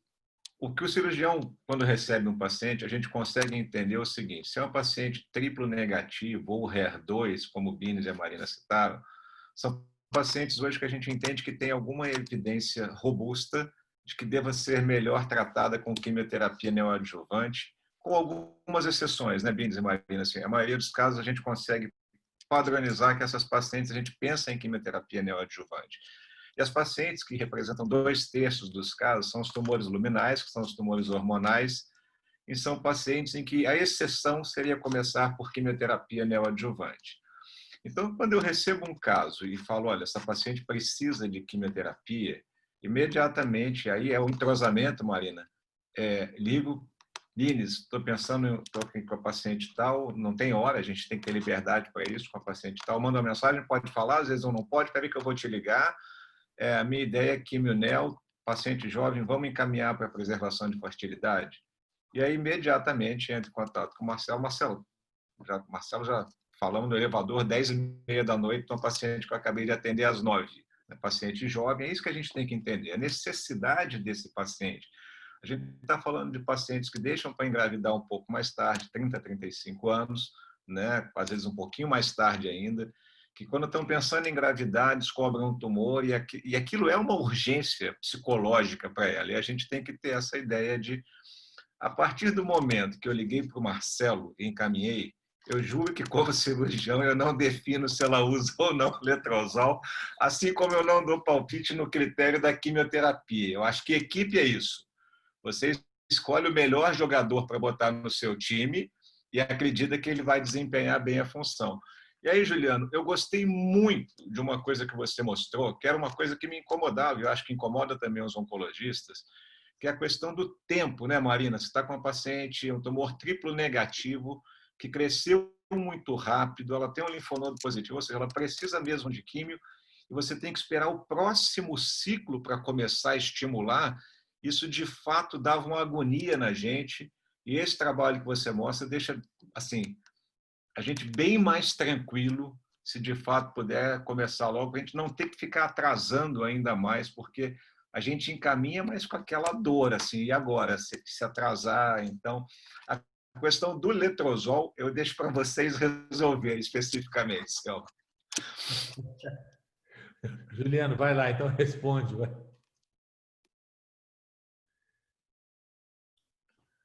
Ó, em relação à questão do uso do letrozol, né? Por que eu comentei que mesmo para paciente com receptor hormonal negativo, a gente acaba usando? E porque existem estudos in vitro, modelo experimental in vitro, mostrando que o tumor pode proliferar quando a gente aumenta o nível de estrogênio. Então, mesmo que a paciente tenha um receptor triplo negativo, a gente acaba usando para essas pacientes. É diferente no caso de linfoma, tal, aí a gente não usa mesmo, mas para paciente câncer de mama, câncer de endométrio, vai fazer qualquer câncer que você saiba que possa ter relação hormonal, vale a pena usar. Mas a gente não tem, do ponto de vista clínico, a experiência para falar realmente o tumor vai crescer ou não vai. Mas vale a pena usar o letrozol, por quê? A gente usa letrozol em várias outras situações. Mesmo em paciente, às vezes tem protocolo com paciente de baixa resposta, que tem pouco óvulo. Você usa o letrozol, a gente sabe que é seguro. E existia um medo inicial ali relacionado a risco de aumentar a malformação dos bebezinhos em ciclos de tratamento com letrozol, mas foi um trabalho que nunca foi publicado. Ele foi apresentado num congresso em 2005, 2006, e não foi nem enviado para publicação. A gente tem dado robusto, de ensaio clínico, mostrando que o letrozol não aumenta o risco de malformação em criança. Mas na triplo negativa, sempre vale a pena usar o letrozol por culpa do risco desses estudos em modelos in vitro, que não vai fazer mal. Vamos manter esse nível de estrogênio baixo. Tá bom, tá bom. Eu tenho Ô, mais Gil, duas. eu tenho mais uma pergunta, só para ele terminar de responder. E por que no uso não combinado, Gil? É uma pergunta que a gente teve um caso recente, eu te liguei esse ano, uma paciente que a gente fez uma dupla estimulação, é uma demanda dela, uma menina jovem, e essa menina, no primeiro estímulo, o nível de estrogênio ficou um pouco mais alto, ficou 1000 e pouco, alguma coisa assim. E lembra que eu te liguei e perguntei se não seria interessante associar no outro estímulo? No intervalo, fiz trigger com análogo, 5 dias depois recomecei, mas eu associei, aumentei a dose do letrozol e ainda associei o tamoxifeno, até por uma questão de desencargo de consciência meu, para eu também ficar tranquilo, entendeu? A minha pergunta é por que não usar as duas drogas, Gil? Sempre. O protocolo inicial, Marcelo, que o meu mentor desenvolveu para proteger a mama das pacientes foi com o tamoxifeno. A primeira publicação dele no JCO em 2005 foi tamoxifeno. O inibidor da aromatase veio depois. O tamoxifeno, Marcelo, ele não vai baixar o nível de estrogênio no soro, no sangue, tá? Ele vai manter estável. Isso é o papel do inibidor da aromatase. Então ficou mais popular. Mas se você for pensar mesmo em proteger mama da paciente, eu conheço serviços que usam o letrozol com o tamoxifeno. E eu acho que é isso, viu, Marcelo? Individualização. Gil, eu usei tamoxifeno. Se o nível de estrogênio, se a paciente tem muito óvulo e ficou aumentado, eu gostaria que todas as pacientes estimuladas chegassem no máximo no nível fisiológico. Seria 400 picogramas, seria excelente. Só que se você dá hormônio para a paciente, ela tem 20, 30 óvulos, vai chegar em 1000, vai bater lá em cima. Então, às vezes, você aumentar a dose do inibidor da aromatase e você ainda tiver com medo que mesmo assim o nível vai aumentar, se usar o tamoxifeno junto para dar mais proteção na mama pode ser interessante. Eu acho que é importante dar uma individualizada nesse caso, né? Aí só vale lembrar que a dose do tamoxifeno ela é um pouquinho mais alta do que a dose que usa para tratamento hormonal, que os oncologistas usam, se eu não me engano, usa 20 miligramas. Eu não lembro da residência, eu ajudava a prescrever, mas eu já esqueci isso. Mas era 20 miligramas e a gente usa 60, né, no tamoxifeno para proteger para câncer de mama durante o estímulo ovariano. Pelo menos esses foram os protocolos iniciais, né? Duas perguntas. Eu vou fazer ainda mais leve primeiro e vou deixar mais grave para o final, grave mesmo, assustando todo mundo. A gente sabe, e o Juliano apresentou super bem essa parte aí, a gente sabe que o análogo de NRH vem sendo usado há muito tempo, apesar de que não tem uma lógica para se usar, né? Por tudo aquilo que o Juliano apresentou. Mas tem muita situação que a gente não tem outra alternativa. A paciente não tem como congelar óvulo, serviço público, não tem como congelar óvulo, não tem como ir para uma cirurgia para, né, congelar tecido ovariano e tudo. Eu queria saber a opinião de vocês quatro. Se vocês dariam para essa paciente o Zoladex, né, que é o de depósito mais longo, né? Se tem o nome comercial, né?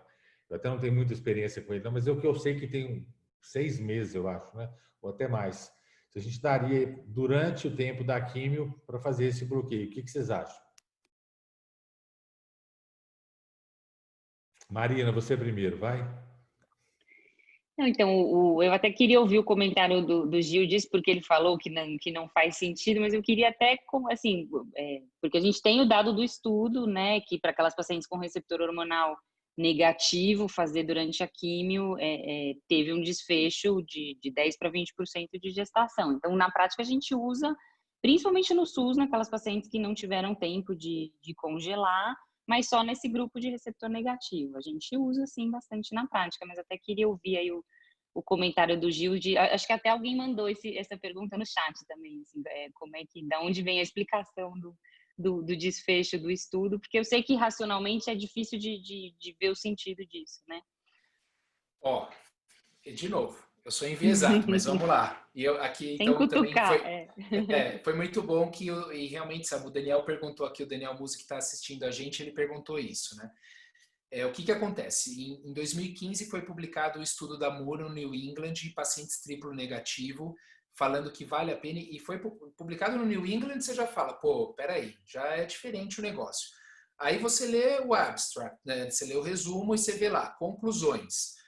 Você aumenta, eu acho que tem até, eu não sei, do ponto de vista oncológico, acho que também trouxe um benefício para a paciente, que foi interessante, mas aumenta, melhora o desfecho reprodutivo. Você colocar isso num artigo científico de peso é muito relevante, né? E aí a gente foi tentar entender o que está acontecendo. E não é um número grande de pacientes que tentaram engravidar, tá? Então, o que eles fizeram? Eles randomizaram as pacientes, foi um ensaio clínico randomizado. Parte das pacientes usavam o Zoladex pensando na fertilidade, parte não usavam o Zoladex. E foram todas elas triplo negativa e foram fazer quimioterapia, mesma quimioterapia e tal. Aí o que eles foram avaliar? Eles avaliaram taxa de amenorreia, né, se a paciente está menstruando mais ou não, e avaliaram se as pacientes engravidavam mais ou não. Aí vamos lá. Minha primeira crítica é taxa de amenorreia de novo. Ele é um marcador muito subjetivo. Assim, eu trabalho com reprodução humana e, poxa, a gente tem que... Ovulação é o nosso dia, né? Ver se está ovulando, não está ovulando. E a consequência da ovulação sem vir a gravidez é a menstruação. Às vezes, tem paciente que eu estou conversando pela primeira vez, eu não consigo saber se a paciente... Às vezes, quando o ciclo, principalmente, ele tem uma desovulia, tem uma alteração ovulatória, não dá para bater o martelo se uma menstruação... Ela fala, doutor, mas esse sangramento que eu tive, você acha que foi menstruação? Não foi. Não sei. Foi um escape? Não foi. Você não acha, num estudo, porque você não consegue blindar uma paciente para usar Zoladex ou não usar. Você, como paciente, se você soubesse que você estava usando um remedinho que protegia a sua fertilidade, você não acha que você vai falar que a chance de você, de repente, ter tido um sangramento de escape, que foi uma menstruação, não é maior? Você vai estar enviesada, você vai falar, não, menstruei, doutor, eu menstruei, porque eu usei o remedinho da fertilidade. Então, eu já começo a ficar um pouco preocupado no sentido de vieses que a metodologia do estudo trouxe. Então, eu gostaria muito mais que esse estudo publicado em 2015 ele fosse feito usando antimileriano, usando contagem de folículo. Essa é a primeira coisa. A segunda coisa é a seguinte, que aí é crítica. Beleza, engravidou mais, e realmente foi isso, mas eu não tenho dado aqui na cabeça, mas foi 10, 20%. Foi um número absurdo, né? Você fala, pô, Foi vou de usar. 10 para 20%. Isso é muita coisa. Vamos usar que vai valer a pena, vai ajudar essas pacientes. Só que daí você vai olhar na base, e na tabela dos resultados está escrito quantas pacientes estavam tentando engravidar. Aí colocavam que o número de pacientes que estavam tentando engravidar é a primeira linha da tabela de resultado. Está escrito que não teve diferença estatisticamente significativa. Beleza, mas houve uma tendência. Quem estava tentando engravidar mais? O grupo que usou o famoso remedinho da fertilidade.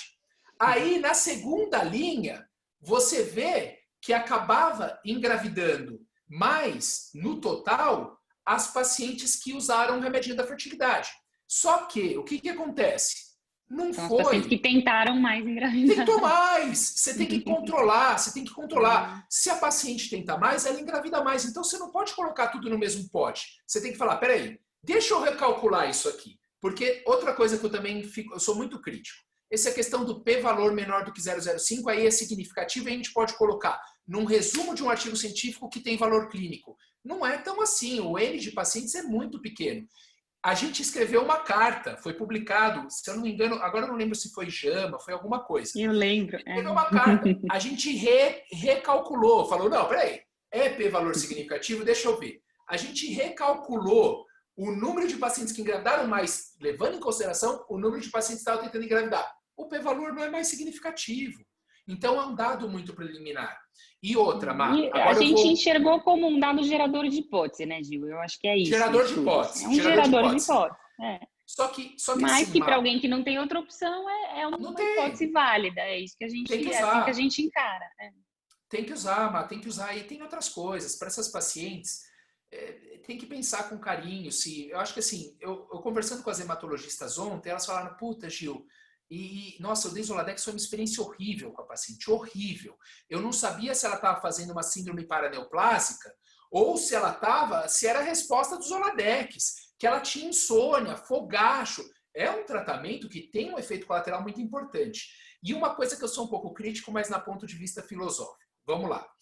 Qual que é a diferença do tumor triplo negativo na mama para um linfoma, para um sarcoma, do ponto de vista do ovário da paciente? Por que só para a paciente que tem o tumor triplo negativo usar o Zoladex é interessante e não para as outras pacientes, por uma paciente que tem câncer hematológico, tem sarcoma? Porque o ovário da paciente não muda pelo tipo de câncer. Então, eu entendo que na oncologia, a oncologia de precisão, que é a oncologia moderna, É muito importante você estratificar a paciente a esse nível para promover qualidade, mas o ovário da paciente, para mim, é o mesmo. Então, mas isso é um ponto de vista um pouco mais filosófico. Mas o estudo, infelizmente, mesmo publicado na New England, é sujeito à crítica. Eduardo Bines, comentários? Eu acho que é um ponto controverso. Eu acho que sim, você vem de uma escola que realmente bate de frente nesse ponto, né? Assim, claramente antagônica a essa situação e vocal em todas as oportunidades que teve a respeito disso. A gente tem meta-análise nesse sentido também, obviamente que tem esse estudo, mas tem vários outros mostrando o benefício. Acho que assim, né, sem a gente se alongar muito, embora possa existir questões, né, de qual exatamente o mecanismo de ação e o mecanismo biológico, a gente tem evidências de que tem algum benefício. Acho que, na prática, essa não é a estratégia principal, sem dúvida nenhuma, de manutenção da fertilidade, mas eu acho que ela pode ser utilizada como uma estratégia suplementar, complementar à estratégia de preservação de fertilidade através de coleta de óvulo, de embrião ou eventualmente tecido ovariano. Agora, Bini, só uma pergunta, se eu puder. Na paciente que congelou, você recomenda fazer? Na paciente receptor negativo, que congelou antes, você considera fazer Zoladex durante a quimio ou não? Tá. Vou aproveitar e acho que, se vocês permitirem, tem uma pergunta aqui do bate-papo do Leandro, que foi ex-residente nosso também. Acho que, Marina, em relação ao estudo, realmente o estudo foi com pacientes com receptor hormonal negativo. Se essa estratégia, a meu ver, biologicamente faz sentido só para essas pacientes, eu acho que não. Eu acho que uma questão era se na paciente com tumor receptor hormonal positivo poderia ter alguma influência no desfecho. A gente tem outros estudos que foram feitos em pacientes com receptor hormonal positivo, então, em usando, eu não separo o paciente receptor hormonal positivo ou receptor hormonal negativo. Tendo a utilizar também, muitas vezes nas pacientes, mesmo que congelam, mais uma vez, como uma estratégia suplementar, a gente tem evidência de que isso não prejudica o desfecho em relação ao câncer de mama, pode ser algo a mais, embora eu acho que tem que levar em consideração que tem, sim, efeitos colaterais associados, né? As pacientes sentem bastante, né, os sintomas de menopausa com uma instalação bastante abrupta, e obviamente tem um custo associado. E a pergunta que está aqui, que eu acho que vale a pena, talvez jogar para você, Marina, a gente depois pode ver, falar, eu acho que essa questão em relação a quando essa paciente pode engravidar, o que você leva em consideração? Né, você tratou a paciente está bem, não tem evidência de doença, e ela tem um tumor, aqui a pergunta, uma paciente que vamos dizer que seja uma paciente com receptor hormonal positivo, para ainda complicar um pouco mais a situação, o que você faz na prática e como você faz para decidir 2 anos depois, 5 anos depois, tem um número mágico, quais os critérios que eu acho que todo mundo pode participar, que vocês recomendam que essa paciente engravide? Marina, vou complicar um pouquinho mais, está muito fácil. A paciente tem 38 anos e 2 linfonodos positivos. E é um tumor luminal. Acho que essa é a grande dúvida, né? E eu acho que, de novo, a gente volta para a história do entrosamento, né? Porque acho que essa é uma decisão que a gente vai tomando aí em conjunto, já no começo da adjuvância, né? A gente tem aí o número cabalístico de 2 anos, que é o que vem da maioria dos estudos, e a gente vai ter o positive, que acho que vai ser um dado muito bacana, grande, e ele pega aí 18 a 30 meses, então acho que vai ser mais ou menos isso que a gente tem feito. Tem umas coisas retrospectivas de segurança até a partir de 6 meses, né? Se você for olhar, tem. Então, o que eu tendo a fazer, eu acabo fixando um pouco no 2 anos, mas eu acho que depende muito da gravidade da doença e da idade, né? Então, naquela paciente de 32, tranquilíssimo, 2, 3 anos, super feliz, você tem tempo pra caramba. Agora, nas pacientes de 39, 40, aí a coisa começa a ficar muito mais complicada, e aí acho que você tem que pôr na balança também a chance que ela vai ter se você só deixar ela engravidar com 42, né? E eu acho que aí que vem essa questão da parceria, né, Gil? Essas são aquelas que eu ligo para o Gil no elevador, assim, ó, ela tá batendo aqui o desespero, ela quer começar a pensar em parar, porque de repente se faz um ultrassom, vê que ela tá super tranquila de folículo, que a gente tem aí algum tempo e ela tá só com 1 ano, e ele me dá alguma margem ali um pouco maior, falou assim, acho que daqui a 6 meses a gente ainda tá bem. Então, acho que também essa avaliação individualizada faz bastante diferença. E eu acho que também o tratamento que ela fez, né? Por exemplo, se ela fez trastuzumab, a gente vai ter que dar um intervalo maior aí de pelo menos 6 meses depois, se é só um tamoxifeno. Eu acho que tudo, e até a dinâmica familiar em que ela está. Então, o que eu costumo fazer nas pacientes jovens, assim, quando dá 1 ano, eu já começo a lançar o assunto. Assim, ó, vamos começar a pensar, vamos se organizando, até porque como mãe de 3 filhos, eu sei que isso requer um planejamento. Então, também acho que esse entrosamento é importante para a gente definir o melhor momento, né? Mas eu tendo sempre a individualizar, se possível, ficar aí nos 2 anos, mas eu já tive paciente que eu liberei antes, porque estava ali numa idade limítrofe e que foi tudo bem, né? Eu vou fazer a última pergunta para provocar todo mundo agora. Juliana, você está fora dessa. São os 3. Na verdade, a história é assim, igual o Marcelo falou, eu estou nos primórdios da FIV, eu pinto um cabelo.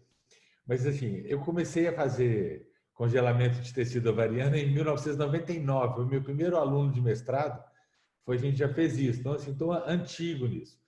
O Octai com quem o Juliano trabalhou, eu trouxe ele para um congresso, acho que o Juliano não tinha nascido ainda. Então, assim, é algo que a gente, nos chama atenção, né? A gente tem um paper publicado também, parecido com o do Juliano, comparando quando começar. Nós demos um evento uma vez, Marcelo, não sei se você lembra da rede aqui, que a gente discutiu muito, convidamos oncologistas, tá? Só para vocês verem, a minha pergunta é de longa data, tá bom?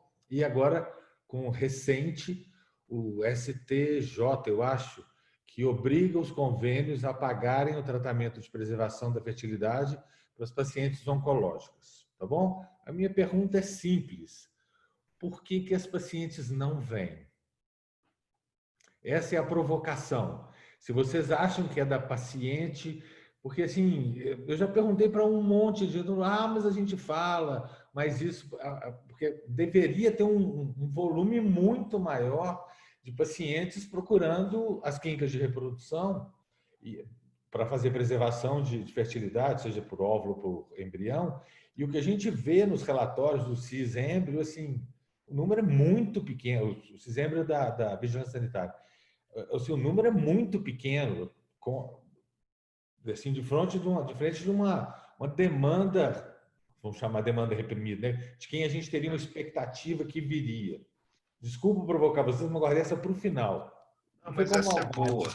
Eu acho que essa é boa mesmo. Assim, eu acho que existe uma série de fatores envolvidos nisso, né? O Bins mostrou que 40% dos casos de câncer de mama estão aí abaixo dos 50 anos, ou seja, a gente tem uma população grande para isso. E eu acho que existe pouca informação, Selma, apesar dos eventos. A gente conversa muito, né, Marcelo? Os pacientes, quando você... Primeiro, existe pouca informação por parte... Talvez o cirurgião seja o primeiro, o cirurgião e o ginecologista, obviamente, são quem... O ginecologista faz a triagem, encaminha para o mastologista, ou o cirurgião que vai operar essa paciente, ou ele mesmo opera.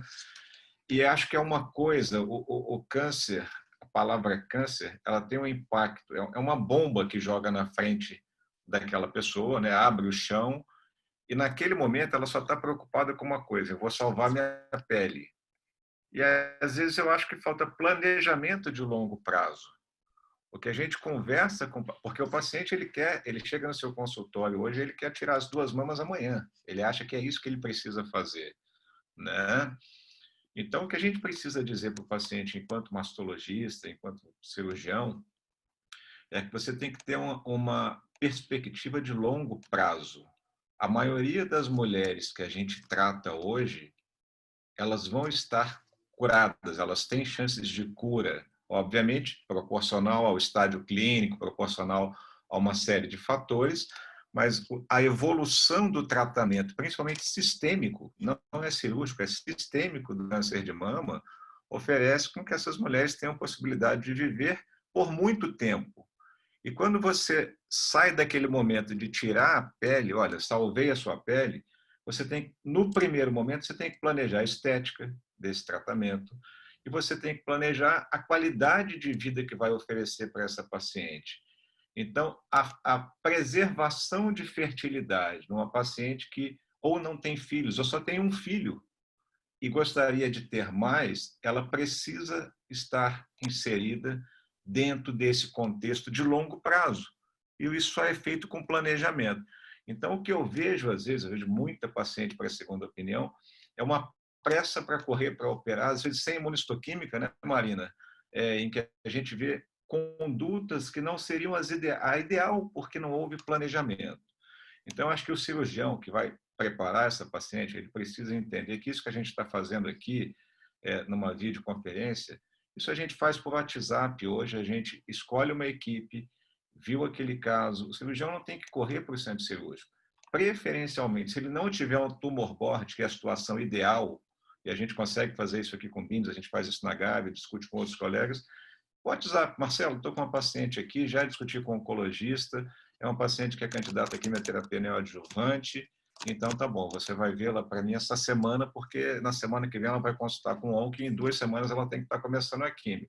Ah, não, é uma paciente luminal, eu vou operar, ela vai levar pelo menos 3 a 4 semanas para começar a quimioterapia, então nesse período de pós-operatório você vai ver, isso não vai... Como você apresentou brilhantemente, o Bines apresentou também de forma maravilhosa, não traz impacto negativo na sobrevida dessa paciente, mas traz impacto positivo na qualidade de vida. Eu acho que é planejamento. Falta a gente... Há 20 anos atrás, as pacientes não faziam reconstrução de mama, porque não se planejava. Eu sempre digo que a fertilidade hoje ocupa o lugar que a reconstrução ocupava há 20 anos. Há 20 anos atrás, ninguém falava em reconstrução de mama. Hoje é praticamente impossível operar uma paciente e não reconstruir. Eu acho que se a gente trabalhar isso bem, a fertilidade vai ganhar o espaço que a reconstrução ganhou, porque não traz risco nenhum. Olha, só deixa eu falar, Eduardo, parabéns, cara. Que coisa, que resposta, viu? Muito bacana. Muito. Selma, penso parecido. Acho que como o Eduardo falou, eu acho que a questão informação é importante. Acho que tem que ser mais disseminada, mais espalhada. As pessoas têm que estar mais educadas em relação a isso. Acho que vai junto, mas a gente pode separar um pouco. Acho que essa questão segunda, que é o impacto do diagnóstico, né? Eu quero resolver esse problema do câncer e esquece de outros comemorativos que vêm associados, né? A sua estética ou depois a preservação e a questão da família, ou o que ela pensa nesse sentido. O terceiro aspecto é o cuidado fragmentado. A paciente faz uma biópsia no lugar, a patologia vai para um segundo lugar, às vezes a imunistoquímica vai para um terceiro, ela vê um mastologista no lugar, um oncologista no outro lugar, que é um terceiro lugar em relação ao ginecologista, o fertileuta num outro lugar, e ainda tem radioterapia, ainda tem a clínica onde ela vai fazer, então acho que esse cuidado fragmentado, em parte, é responsável por isso, e eu acho que o quarto, não menos importante, é a questão do custo, né? Eu acho que o custo tem um papel importante nessa equação. Então, o que limita, por exemplo, a gente fazer isso no serviço público e que muitas vezes também limita no sistema privado. Então, eu diria que é informação, o impacto do diagnóstico, o cuidado fragmentado e o custo. Eu acho que são, a meu ver, as maiores barreiras para uma maior implementação das estratégias de fertilidade. Marina, sua vez. Eu concordo totalmente com o Eduardo e com o Bines. Eu acho que a gente se depara ainda com muita desinformação das duas partes, né? Acho que muito médico que ainda tem também aquela cultura de não, isso vai demorar muito, não vai dar tempo, eu não vou nem oferecer porque eu preciso resolver logo, é câncer, e se fosse comigo eu queria que fosse rápido. E talvez não tenha ainda essa dimensão de que você consegue fazer isso em 15 dias, né? E eu acho que muito da paciente também que acha que não vai ter dinheiro para pagar e não imagina que isso possa ser coberto pelo convênio. Aqui em São Paulo a gente tem alguns serviços que fazem pelo SUS e as pacientes não ficam sabendo, né? Então, eu sou voluntária de uma ONG aqui em São Paulo, que a gente tem muita paciente com câncer de mama, e a gente tem muito relato nos eventos que a gente tem até alguns grupos fechados de paciente BRCA, por exemplo, que nunca ouviram essa opção. Então, elas fizeram quimio, fizeram cirurgia e só depois elas falaram, eu posso engravidar? Ninguém nunca falou sobre isso. Então, ninguém nunca falou sobre isso em toda a jornada delas de tratamento. Isso é muito sério, né? E é uma paciente que não teria tido problema nenhum em atrasar 15, 20 dias ali o início do tratamento. E isso podia ter sido feito tranquilamente. Então, acho que até é importante o nosso papel de informar as pacientes, porque no momento que a paciente fala para o médico, né, fala assim, e filho? Porque eu quero ter filho. Aí ele, opa, então dá tempo, vamos fazer. Então, acho que essa parceria, né, também do paciente ser mais proativo e cobrar, eu acho que também é uma coisa importante que está mudando, né? Uma coisa cultural que a gente precisa incentivar. Assim, eu acho que a comparação com a reconstrução do Eduardo é brilhante, é exatamente isso. A gente vai levar aí alguns anos para mudar essa mentalidade. Maravilha. Adorei as respostas. Marcelinho, toma de volta. Muito obrigado. Não, eu achei sensacional a fala de todos, mas eu acho que do nosso lado, eu vou fazer uma meia-culpa, sabe? Eu juro que eu estava quase desistindo de defender essa bandeira, e 5 anos fazendo o evento, e a sensação que a gente fala sozinho. Gil, lembra disso, do nosso início? A sensação que eu montando o evento com um interesse, e acho que é uma oportunidade para mim, como profissional, de humanizar, que é diferente do que a gente lida no nosso dia a dia, não tem esse, para nós como profissionais, eu digo eu, Selmo, Juliano, completamente diferente do nosso dia a dia, é um perfil de paciente, é um perfil que cativa, tem um interesse científico maravilhoso, mas eu acho que simplificar a resposta parece aquele livro da teoria do cisne negro, sabe, o livro da teoria do cisne negro, né? Que a gente tenta buscar explicação simples para um fenômeno extremamente complexo, sabe? Acho que não tem múltiplas respostas para isso. Acho que eu falei no início, antes da gente entrar no ar, que é importante a gente também entender, por exemplo, do lado de vocês, Eduardo, Bines e Marina, a complexidade do que vocês estão fazendo, entendeu? É muito complexo, sabe? É muita responsabilidade, por um lado. É muita informação, é muito detalhe, é difícil, sabe? Acho que o fenômeno da integração e de confiança é fundamental, porque se vocês não confiam, como é que vai recomendar algo que vocês desconfiam, sabe? Ou que vocês não têm uma referência. O Bines e Eduardo falaram muito bem disso, né? O atendimento é um aqui, outro ali. Realmente a integração e ter um time pré-escalado, né? Tem que ser, senão não vai funcionar.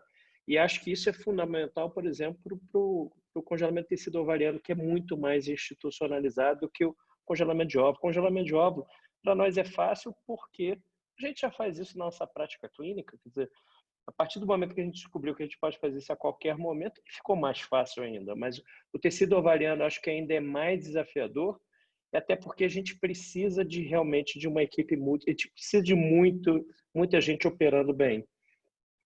E a questão que eu acho que é relevante é que o paciente entenda que o tempo gasto nisso não vai impactar prognosticamente no desfecho do tratamento futuro. Acho que isso eu acho que é muito importante que para mim é claro que vocês entendam isso, mas eu não sei se na média geral dos oncologistas ou dos mastologistas se entendem isso de uma forma clara. Então acho que a disseminação da informação, educação, integração, acho que são múltiplas respostas, não são? O que vocês acham? Explicar isso de uma forma simples não é isso. É a minha opinião. Acho que é isso mesmo, Marcelo, é desmistificar com dados e também a gente tem que entender que nos últimos anos a gente tem melhorado as evidências disso, né? Eu acho que é trabalhar em ter mais evidência, em fazer mais divulgação, e eu vejo isso de uma forma positiva. Eu acho que hoje existe muito mais integração do que há 5 anos atrás. Hoje eu vejo mais serviços se integrando, mais serviços com tumor board.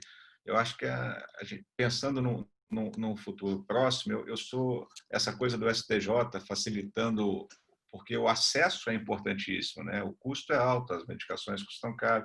Se você consegue facilitar isso, se você consegue enxergar que fertilidade não é luxo, mas é parte de uma integração de um tratamento, que a necessidade da mulher engravidar faz parte de um contexto, eu acho que o futuro próximo é positivo. Eu acho que a gente tem caminhado tanto em evidência científica, né, Marina, com novos estudos vindo com provavelmente resultados e o que já tem de positivo, e em breve isso deve melhorar.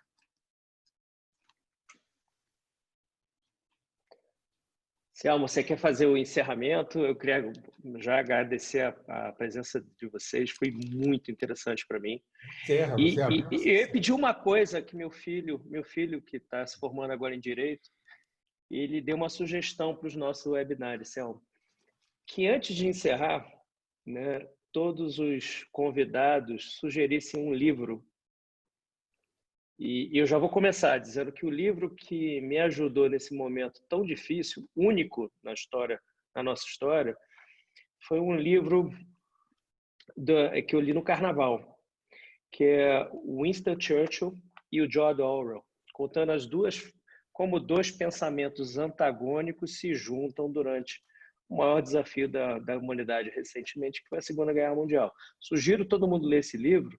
Legal. E no início da pandemia, eu conclamei todo mundo que trabalha na clínica para o esforço de guerra. Falei, quase que eu falei que nem o Churchill, eu prometo sangue, suor e lágrimas. Mas, cara, preciso que todo mundo lute. E aí eu queria saber se alguém tem de vocês sugestão de leitura para esse momento ainda que a gente vai ficar não na normalidade. Bom, eu ganhei um livro de presente de uma paciente e acho que tem tudo a ver com o momento que a gente está vivendo aí, que é o Escravidão. Esse livro é um livro bem interessante, vão ser 3 volumes do Laurentino Gomes, que traçam uma perspectiva muito legal e nada romântica, tá? Eu acho que a gente está num momento mundial de uma série de reflexões. Fica essa dica do Laurentino, que vale bem a pena. O que eu estou lendo não tem nada a ver com essa fase. Eu adoro ler. E eu tenho vergonha de nunca ter lido esse livro nos meus 55 anos e agora estou lendo, estou apaixonado. Recomendo o livro Memórias Póstumas de Brás Cubas.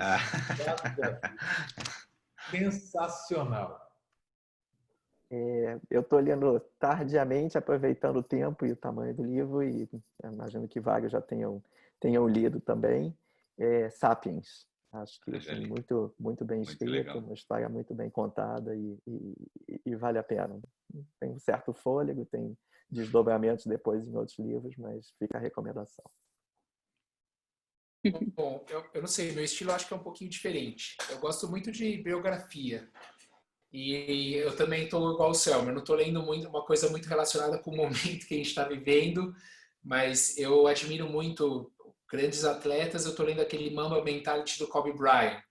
E no Netflix eu estou assistindo The Last Shot do Michael Jordan. Esses caras têm uma cabeça diferenciada, eles veem a coisa diferente. Eu admiro muito isso. O meu filho está obcecado com esse do Michael Jordan. Eu também estou lendo um não relacionado, mas adorei essa ideia de fechar com livros, muito bacana. Eu estou lendo um, na verdade, sobre cuidados paliativos, que é um que chama The Conversation. Eu acho que ele não tem traduzido para o Brasil. Eu comprei essas coisas de aeroporto, de congresso, que a gente sai cheio de livro e nunca tem tempo de ler. E é um livro lindo de um médico que conversa com os pacientes e mostra o que é a realidade de estar entubado na UTI, cheio de tubo, em fase final de vida, e ele começa a fazer vídeos e mostra para os pacientes, para eles decidirem se eles querem aquilo no final da vida. É muito bonito, assim. Então, acho que até tem um pouco a ver com a pandemia, mas acho que aí é interessante também a gente ter esse momento de reflexão um pouco, né? E só para fazer um gancho final de pandemia, você acha que é importante essa discussão que a gente teve hoje, imaginando que daqui a uns meses a gente vai ter muito mais diagnóstico tardio, né? pacientes que vão vir com doença localmente avançada, que ficaram aí postergando, imagina que ninguém fez mamografia nos últimos 3 meses, então, com certeza a gente vai ter desafios ainda maiores aí, vai precisar ainda mais desse entrosamento para sobreviver aos meses que virão.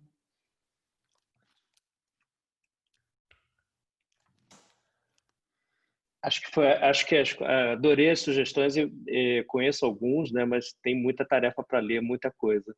Acho que foi um fechamento legal, Selma, para esse ciclo, hein? Com essa sugestão de leitura. Mas insisto, é dica do meu filho João Pedro. Sensacional. Muito Ótimo. legal. Ótimo. Né? Gente, agradeço a presença de vocês, foi um aprendizado. Salientar a importância do debate, da integração. Bini, aquele teu evento no ano passado me deu força para continuar lutando pela causa, pode ter certeza, tá? Porque a sensação que a gente estava falando sozinho o tempo todo, sabe? Então, eu quero te agradecer por manter a chama acesa, tá? Tá bom? Queridos, ótimo final de semana para vocês aí, tá? Vocês também, tudo Tchau, de bom. gente. Obrigada, pessoal. Tchau, Bom fim de Obrigado. semana. tchau.